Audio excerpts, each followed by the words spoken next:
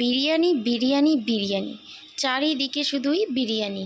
তাই আমিও নিয়ে চলে এলাম ব্লক বিরিয়ানি। আর এই বিরিয়ানি রান্নার কুকম্যান হচ্ছে বরমশাই।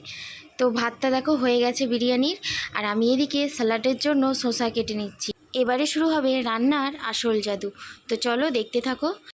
আর এটা যেহেতু ঘরের বিরিয়ানি, তাই একটু হালকাভাবেই তৈরি করা হচ্ছে। যা গরম পড়েছে, নাহলে এত রিচ খেয়ে শরীর খারাপ পড়ে যাবে।